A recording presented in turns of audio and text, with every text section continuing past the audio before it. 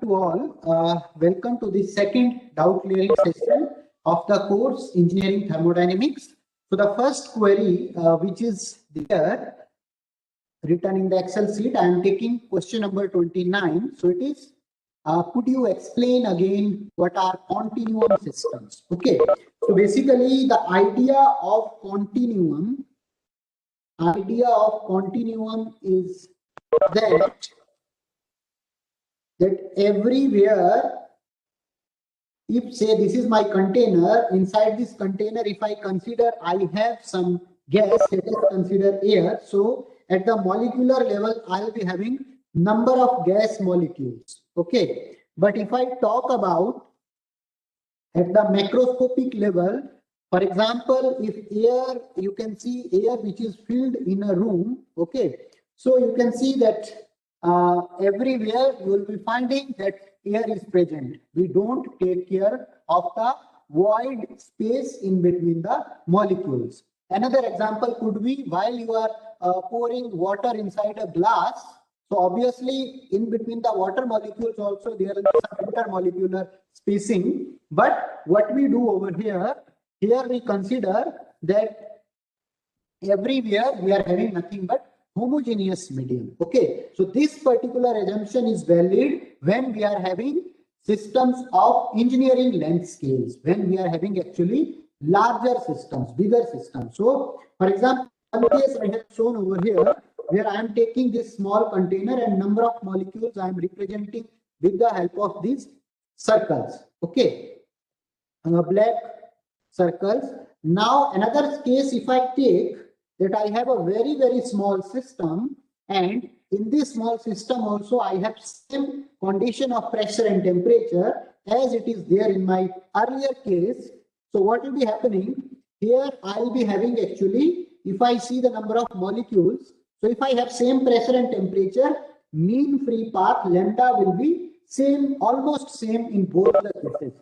So because of that, I'll be having, because of the small system, I'll be having lesser number of molecules and spacing between the molecules will remain almost same. So in small system also we have some void space. In large system also we have some void space. But if you talk about the large system, in that case we are having large number of molecules. So that's why probability of finding the void space will be less, because large molecules will be having molecular motions. So because of the more number of molecules, it may happen that molecule is actually, any of the regular molecule is occupying any of void space if at any instant we want to see it. Okay, so that is the overall idea, that in comparison to the size of the system, the probability of finding a molecule even in the void gaps is more in case of continuum. Whereas in case of small systems, there is like less chances because of the less number of. Idea is clear or not? Thank you, sir. Okay, next question is, while there exists pressure gradient in water column, how is the system in mechanical equilibrium? So though I have tried to give a brief understanding about this concept, but once again let me explain. So in the morning's lecture, if you particularly refer to the free body diagram concept which I have talked about, so it may give you some understanding, but let me once again repeat this part.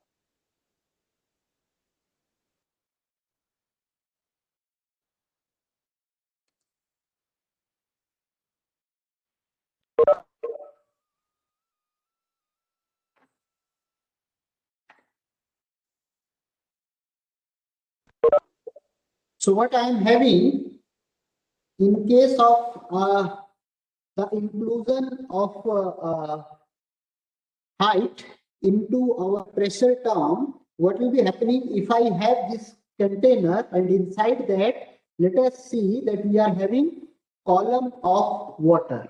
Okay. So what will be happening if I take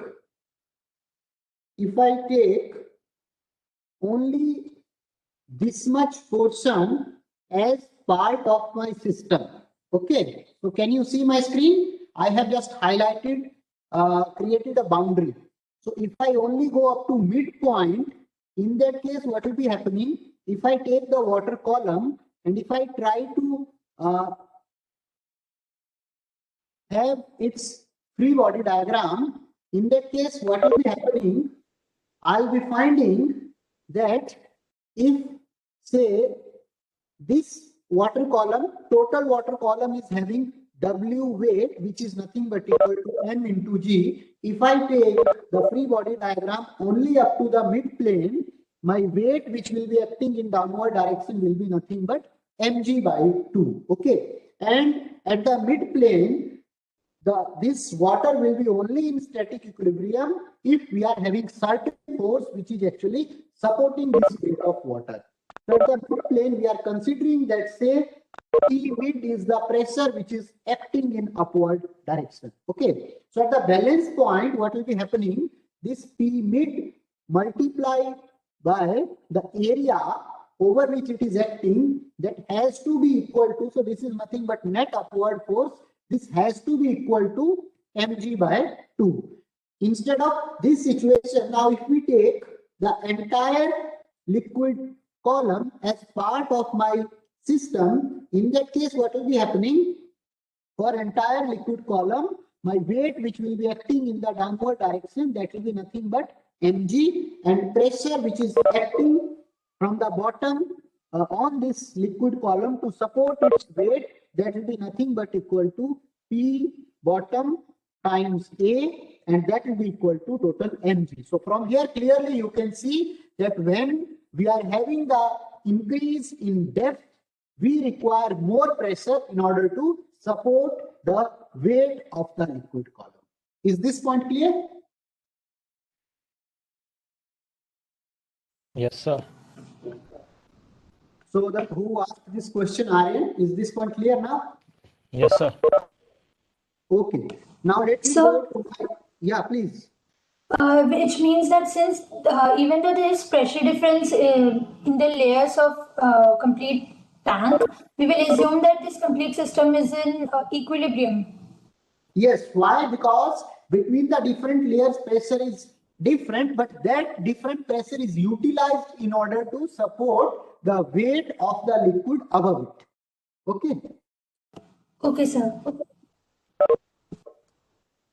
Now, next question is, please explain the specific volume versus delta V diagram again. Okay. So, what I have told you, that we have the definition of specific volume as nothing but limit delta V tending to delta V dash, and then we have this delta V by delta M. Okay. Now, what I did, I have tried to plot this delta V by delta M as function of del V over L.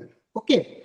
So what I am doing, I am saying that we have some limiting value delta V dash over here, where our limit is actually approaching. Okay. If we have within our system volume, say if this is my delta V and it is less than delta V dash. So if volume is below delta V dash, where delta V dash represents the characteristic volume of the system below which it cannot be considered as continuum. Okay. So under this condition, what will be happening? If I consider these are my molecules, okay. So obviously between the molecules, there will be some void spaces because we are talking about very small volume. So we cannot neglect the void spaces. So under this condition, what will be happening?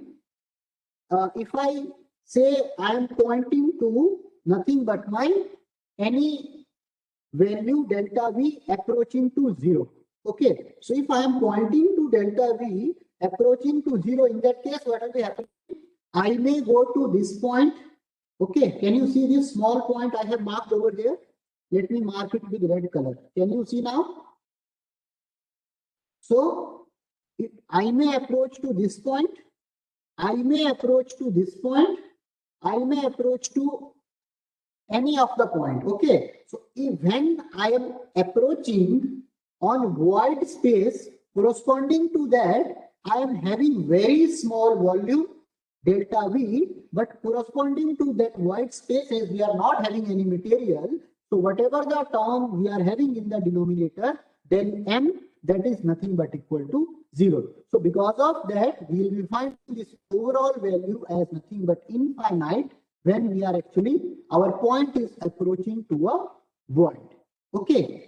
In second situation, what can happen when we are pointing on the nucleus?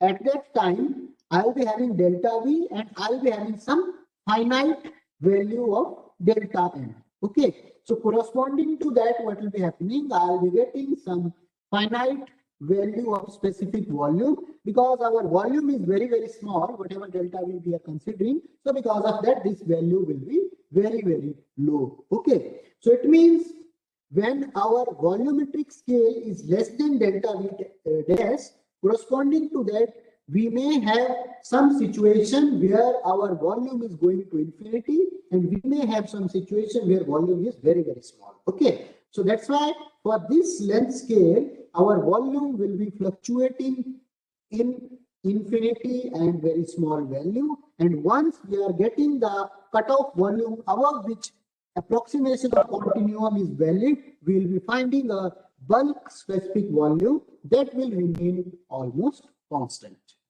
Am I clear? Sir, can you please explain the point? Why didn't we say delta V tending to 0 and we said delta V tending to delta V dash? What does it signify? Because if I am saying that delta V is tending to delta V dash, it means I am considering that if, for example, if I take another system, let me just take. So if I take another system, in this I have say number of molecules, and now what I am doing, I am not referring to delta V tending to 0.0. Now I am referring for delta V tending to delta V dash. Now let us consider this is my delta V dash. Can you see? So this is Yes, my sir. delta V dash. So now within this delta V dash, I will be finding number of molecules. Okay. So I will be having some finite mass. Okay, sir. So this point is clear to all? Shall we move to the next point? Sir, Yeah, sir, in this question, why many maximas and minimas are there in between?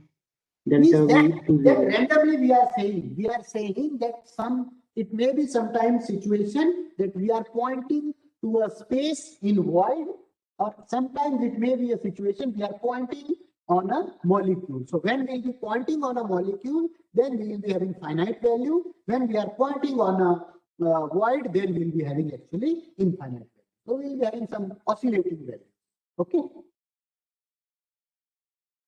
Is it clear? So, sir, before delta V dash volume, it means that our system is not in homogeneous state. Yes, below that, our scale of the system is so small that molecular motions are significant. Because of that, whatever voids are there, these are also actually contributing in the system. Okay? Sir, just before the delta V dash, Yes. the system was non-continuous, and after delta V dash, the system become continuum. Yes. Yes. That is the whole idea. Sir, it is not practically possible. No, it's practically possible. How it is possible? Let me just give you an example.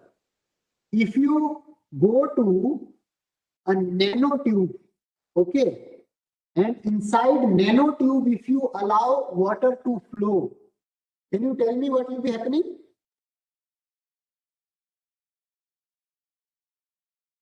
In the nanoscale, what will be happening?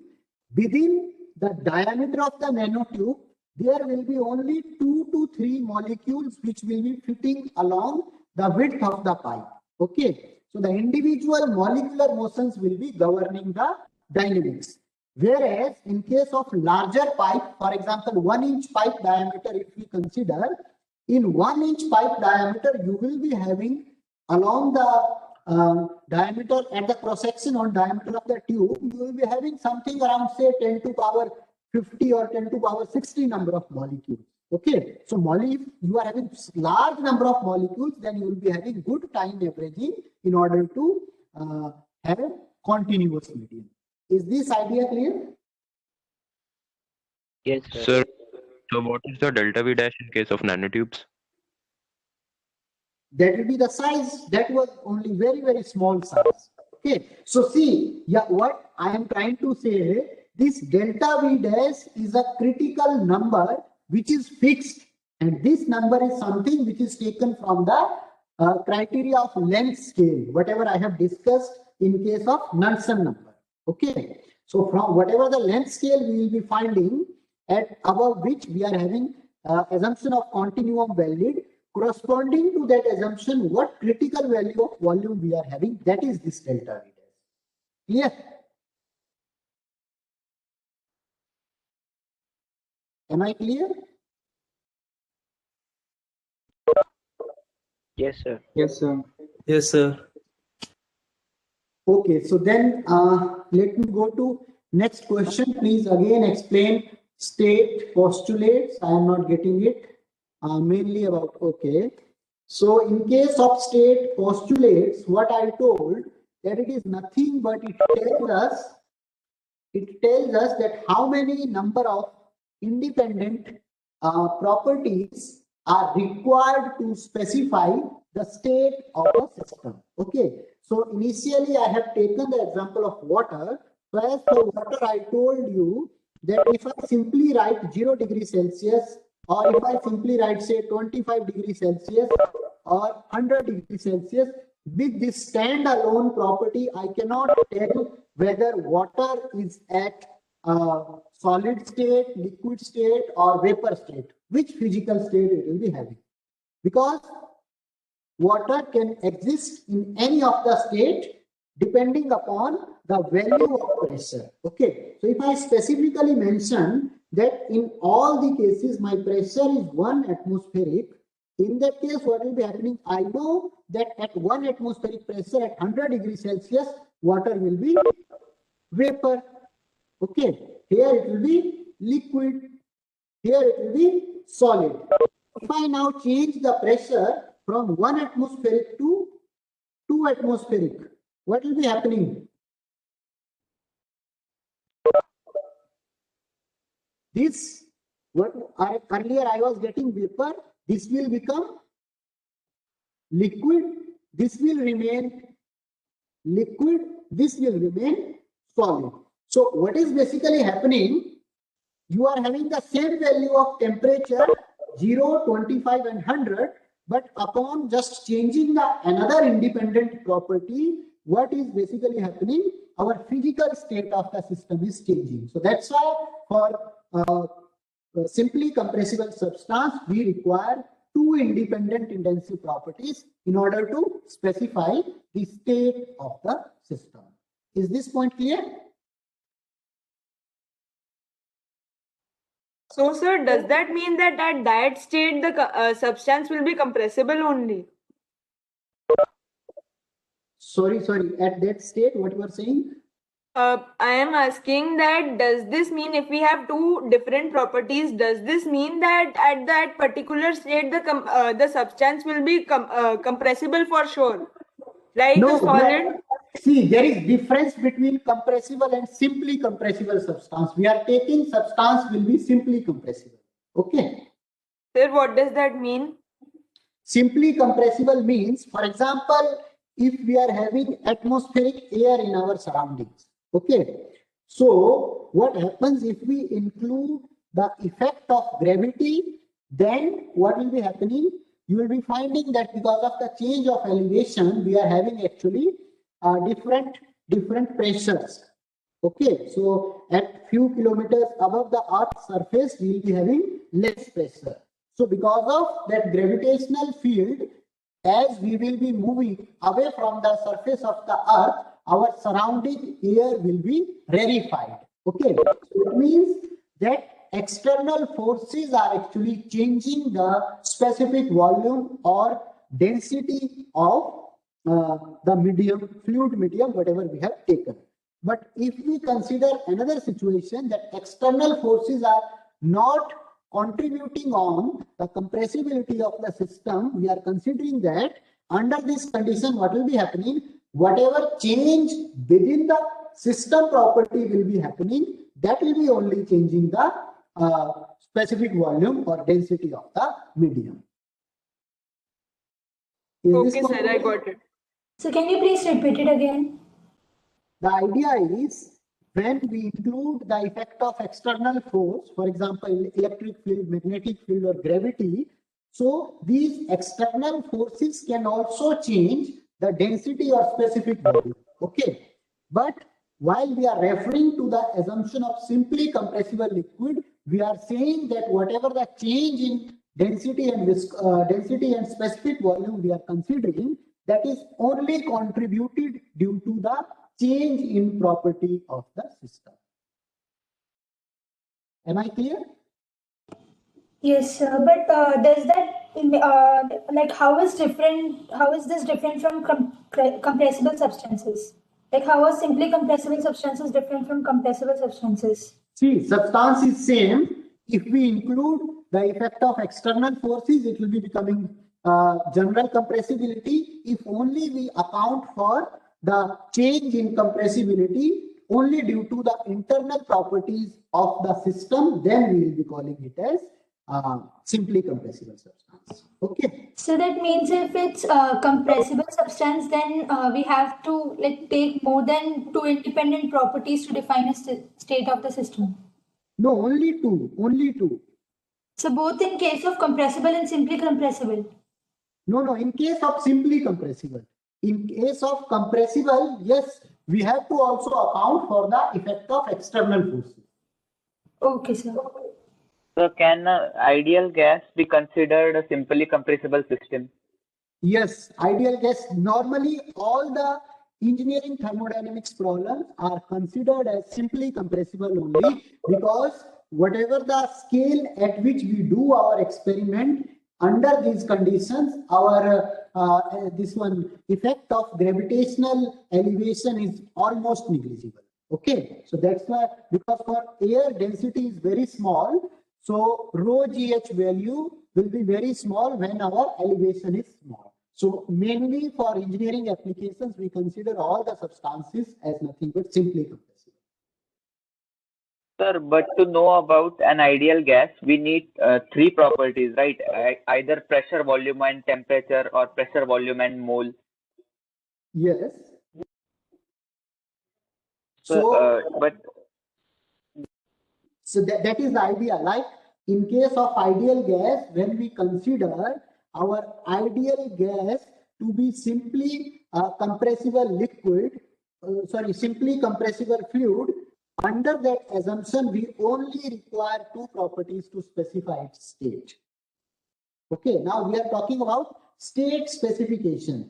Even you will be finding that under certain conditions, only single property will also be sufficient to relate the state of the ideal gas that we will be studying in our subsequent lectures. While we will be discussing about properties of pure substance, there we will study in more details. Okay. Yes, sir. Okay, so do I go with next question? Yes, sir. Can we convert water into ice or gas by changing only the pressure while keeping temperature constant at 25 degrees Celsius? Yes, it is absolutely correct. It can be done. We will be even doing this or studying this, that how we can do only by changing the pressure, by maintaining temperature constant, how we can change the state from liquid to vapor or vapor to liquid or liquid to solid, solid to liquid. That we'll be studying in our next module on properties of pure substance. Okay, so I'm keeping this question open, that we will study in our next lecture. Can you explain the concept of triple point? You need not to worry about this thing. Actually, triple point, once again, we will be studying in our next module, which is on properties of pure substance. There we will study in detail about the pressure, temperature, and volume relationship for liquids. There, the concept of triple point will be coming into picture. Why we consider water-filled container in mechanical equilibrium even? So I think this question is now clear. Already I have discussed. Yes, sir. Yeah. Yes, sir. How is chemical equilibrium defined? Is there not any reaction taking place after establishment of equilibrium? Please explain specific volume. So, Lavish, specific volume is clear to you already now? Yes, sir. Okay, so yes, you are correct that when we are saying we are having chemical equilibrium, it means different species, these will not undergo through any of the chemical reaction. Okay, so as I have given you the example of fuel, for example, we are having methane, we are having some alcohol, we are having air. So these species, once these are actually not having any chemical potential or chemical affinity to react with each other, under that condition we can call these as in chemical equilibrium. Okay. So mostly in our engineering application, whatever we will be doing, we will be limiting ourselves only to the single type of fluid mediums. We will go for few fluid mediums where we are having a phase change, but majority of our discussion will be with single species only. So that's why chemical equilibrium is not that much relevant for this particular course. Okay, this condition will be almost satisfied for all our simulation, all our physical situations, which we will be analyzing further. Okay, Sir, yeah, please. suppose we have a reversible reaction going on, then Okay. and we say that chemical equilibrium has been achieved. So in that case, do we say that there is no reaction in forward and backward, or we say that the extent of forward and backward is same? We say that the extent of forward and backward is same. Okay, so we are saying that though But sir, in something this is going case, on, something is going on, but overall it is not affecting the bulk property of the system. If bulk property of the system is remaining constant, it means that is unique to a given thermodynamic state. So we consider that situation as chemical equilibrium. okay, sir. Next,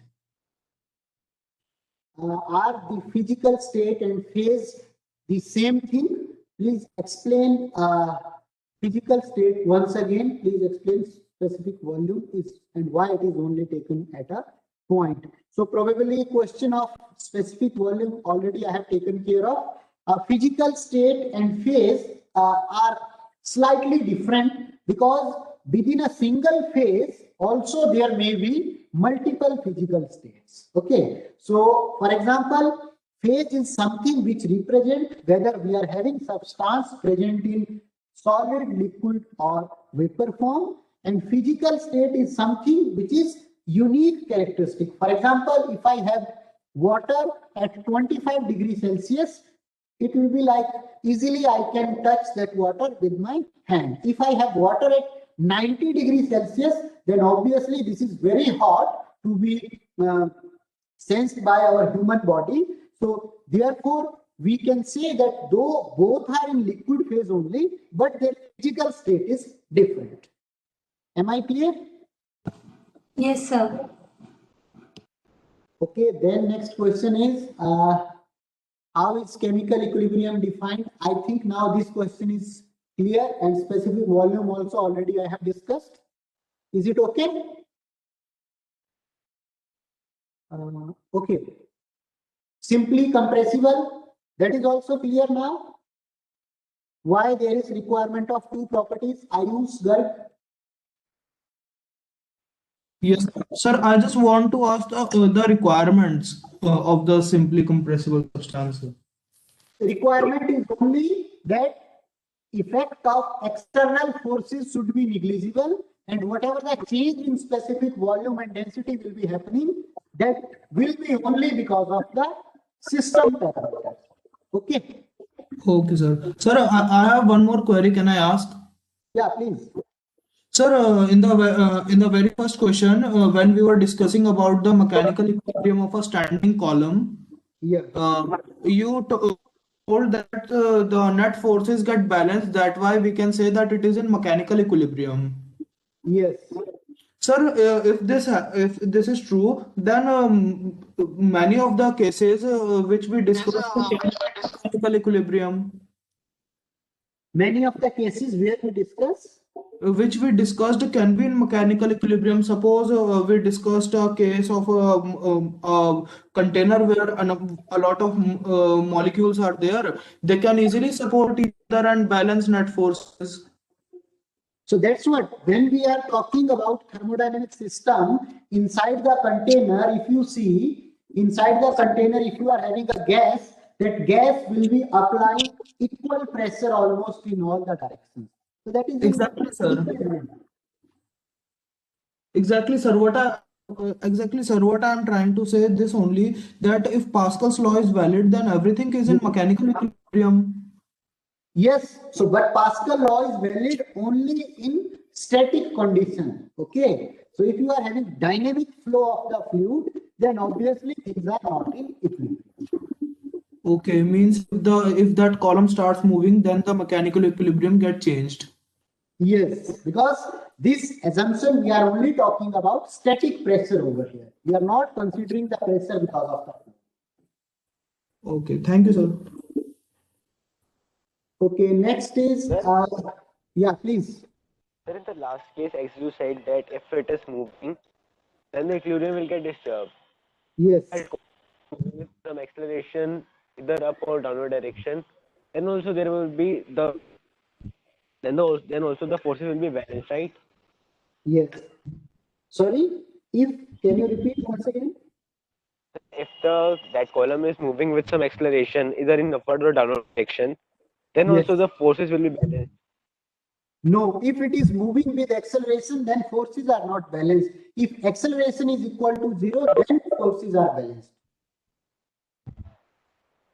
So there might be some normal from the container too. Sorry? Sir, there might be some normal from the container. Your voice is intermittent.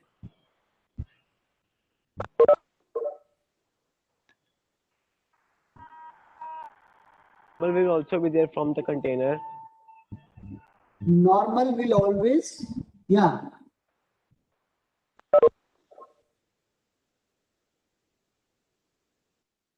Okay, so what I will do, Lavis, your question I'll take then at the end. I'll now move with the next question. Is it okay? So next question is, if standing water. Okay, so that is already taken care of. Now I am going to question number 42. Please define state. I think that is now clear to you all with the help of these examples, whatever I have taken now in this session. Is it okay? So, excuse me, sir. Sir, state. Yeah. I don't able to understand. If I just simply want to define state, I'm not able to define it. Okay, so state, if you have to define, it is nothing but a situation at which your system is in thermodynamic equilibrium and your characteristic properties are having unique value. Okay, sir. So, in the morning, you take the example of a container of water at a temperature of 25 degrees Celsius and pressure 1 atm, and you change the condition. I don't understand the concept. What did you want to say?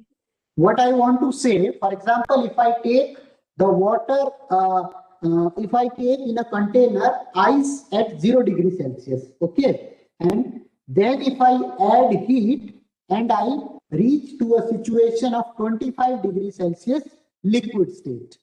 Another situation if I take where I have taken initially vapor at 100 degrees Celsius and I have cooled it down to reach the temperature value of 25 degrees Celsius. So irrespective of the route from where we have started, we will be having unique characteristic and both the situation will be having same physical state at 25 degrees Celsius. Now am I clear? So simply state does not depend on the path to which we take this Yes, system. yes. What path we have taken, that is not having any significance while defining the state. It is the unique value of the property which at that particular equilibrium point is actually we are obtaining. Okay. Okay. So if we take if we take compressible systems, so we have to take care of the external forces, and also we have to take two parameters to define the state, right? And if we take simply compressible substances, we just have to take care of two parameters to define the state. This is what you want to say earlier, Yes, right? yes, yes. Sir, if we have if we don't have compressible systems or substances, so we can define them by a single parameter or not? That is something what I will be doing while I discuss the concept of properties of pure substance. There I will discuss in more details. We will particularly discuss about the Gibbs phase rule, and with the help of that, we will try to see that how many number of properties are required to define the state. Okay, so we will have elaborate discussion on this in our subsequent module. Okay, sir. Thank you, sir. Okay, next question is simply compressible substance. I think I have already taken care of.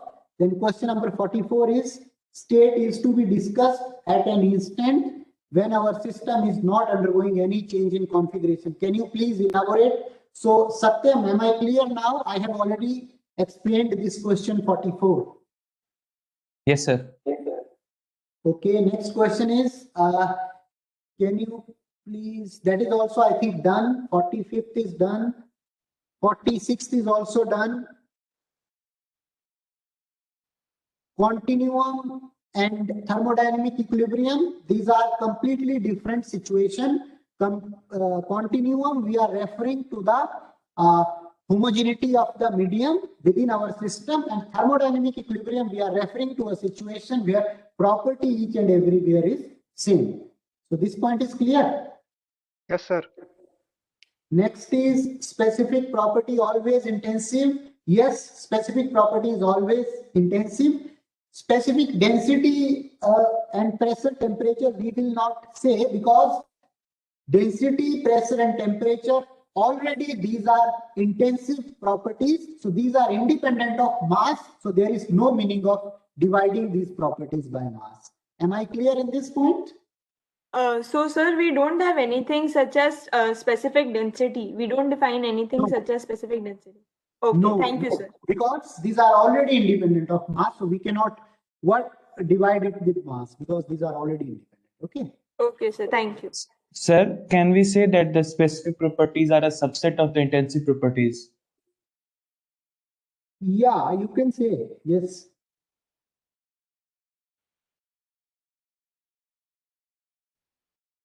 Anything else?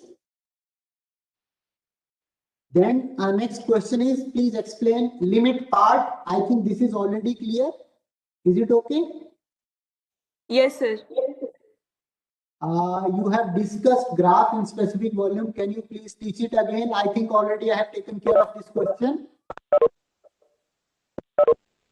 Someone has not written name, roll number, but graph I think I have already discussed. Why do we need specific volume and explain chemical equilibrium? So we need specific volume because we want to know the characteristics of the system. So while we define the characteristics of the system, we need to define properties. So specific volume is one of the properties, so that's why we need it. And chemical equilibrium, I think already I have discussed. Is it okay? Kusagra. Sir, Yeah, please. sir, we have a specific volume, but why we don't have a specific temperature or a specific pressure? So already I have told you, we don't have specific temperature and pressure because these are already intensive properties and these are independent of mass of the system. Sir, volume is also an independent property, but we define a specific volume. No, volume is not independent. Okay. So for example, whatever the example I have taken in the morning, so what I have told you that if I take this container, okay, so this is in this container, say if I have some fluid and mass of this one is M and volume is V. So if I divide this into two halves, what will be my new mass? M by 2 and new volume will be V by 2. So it means when mass is changing, with change in mass, volume is also changing. Okay, so because of that, what I am saying that we are, this volume is nothing but an extensive property. Am I clear? Yes, sir. Okay, the next question is minimum condition. Not clear, sir.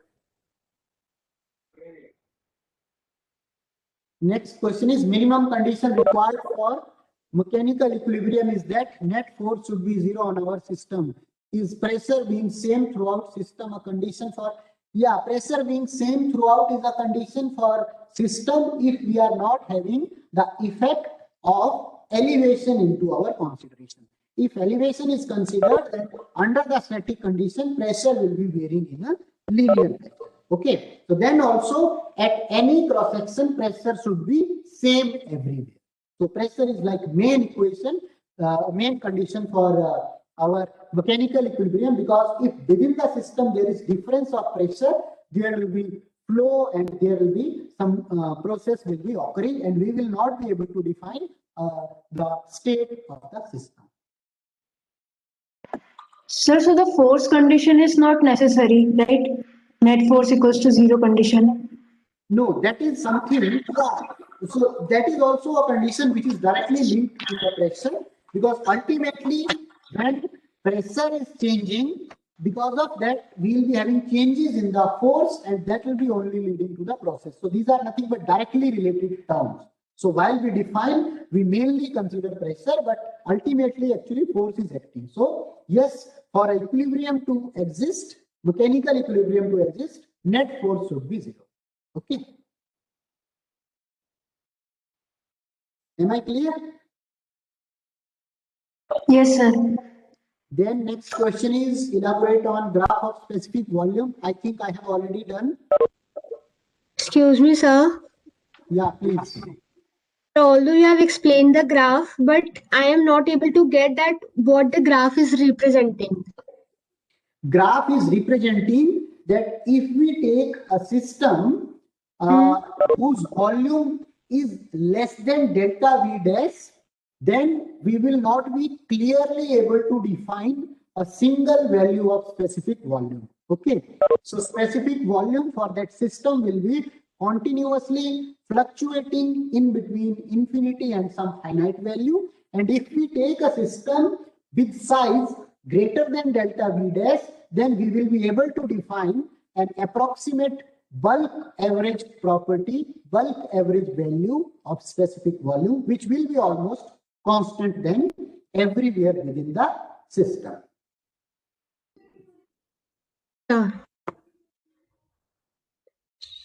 Okay, is it okay? So, sir, the graph before the constant part, what is it representing that it is means why the graph is attaining constant value at a later point?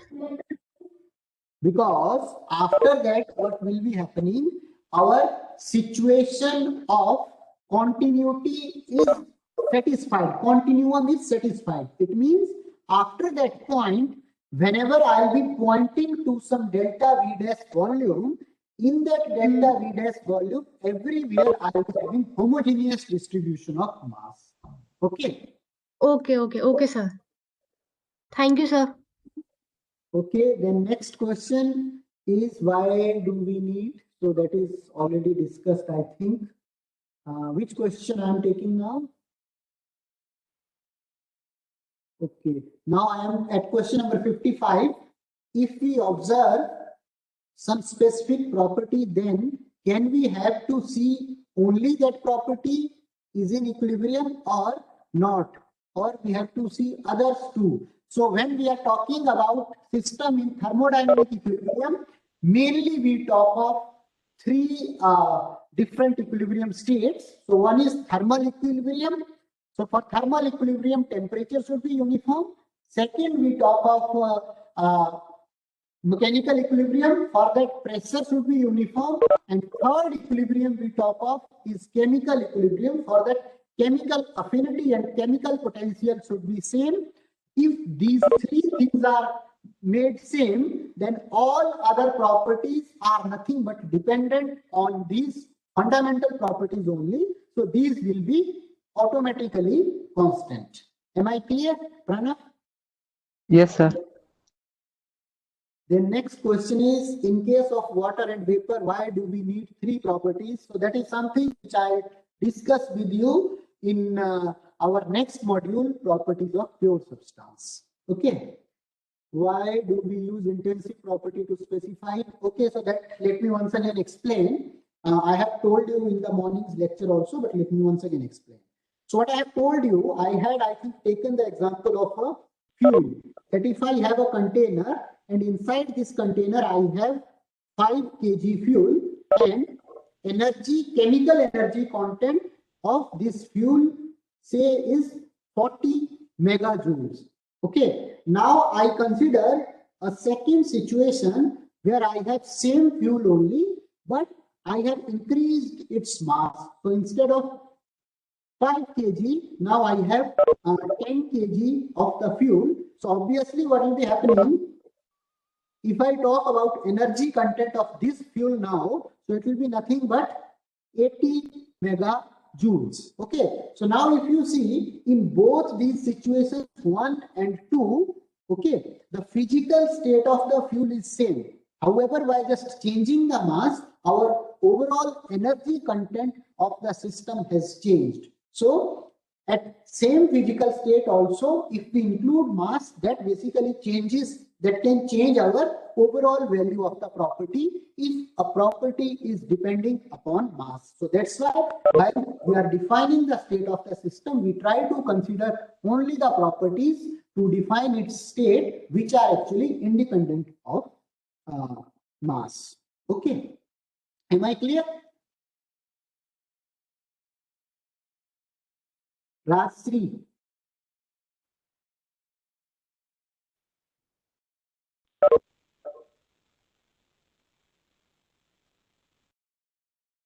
So are you okay with my explanation, whatever I have given over here? So could you please repeat, sir? I joined just now. Oh, so what I said, that if I have, can you see my board?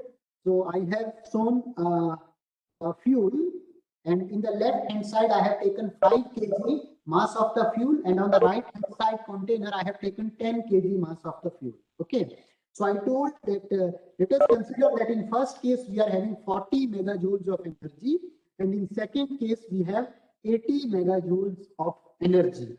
So what will be happening, if you see the physical state of the fuel, means it is in liquid phase only, it is having same specific properties. So the physical state of the fuel is same, but what is basically happening, because energy content is an extensive property, it is associated with mass. So simply upon changing the mass, our value of the overall energy content is changing irrespective of having same physical state. So that's why what we are doing over here, while we define the state of the system, we try to take the only properties which represents the indication of physical state of the system, not the amount of the system. So that's why we try to define with the help of intensive properties, which are independent of mass. Okay, thank you, sir. Next question is, for mechanical equilibrium, force on a system should be 0 or So basically we are talking about, because we are talking about continuum, so we will be talking about system only. Okay.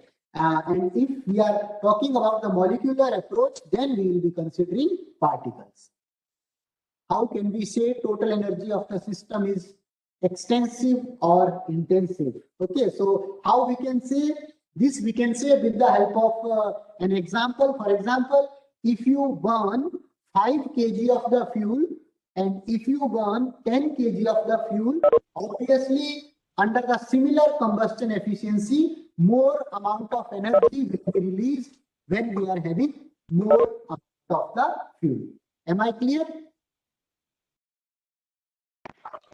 Yes, sir, but if you want to check this thing mathematically, so for kinetic energy, we can use the half average. For example, if I What, talk sir? about, Yes, sir. can you mute your microphone? Yeah, for example, if I talk about kinetic energy, okay, so total energy is nothing but it is the sum of many other types of energies. For example, kinetic energy plus potential energy, etc. So if I talk about mathematical formulation of kinetic energy, it is nothing but half into mv square. So it means kinetic energy is directly proportional to mass. So it is directly related to mass. Okay, when I am referring to the energy E, it is nothing but the sum of different kinds of energies. For example, internal energy. So this U is basically nothing but my internal energy. So that is what I will be discussing in more details, particularly in our tomorrow's lecture. So from this mathematical formulation, you can clearly see that energy is directly proportional to mass. So that's why it's an extensive property. Am I clear? Yes, sir, and can you also say that the potential energy or the energy can also be dependent on mass? Yes, potential energy is mgh. Okay. Detailing of internal energy we will see in tomorrow's lecture. Yes, sir. Okay, so all are okay with the explanations, whatever I have discussed? Yes, sir. Yes, sir. Yes, sir. Sir. If you have any problems in the lectures are fully fine. Yes, sir. Okay, so then I'll now end up this session and we'll meet in our lecture session tomorrow. Okay. Thank you so much.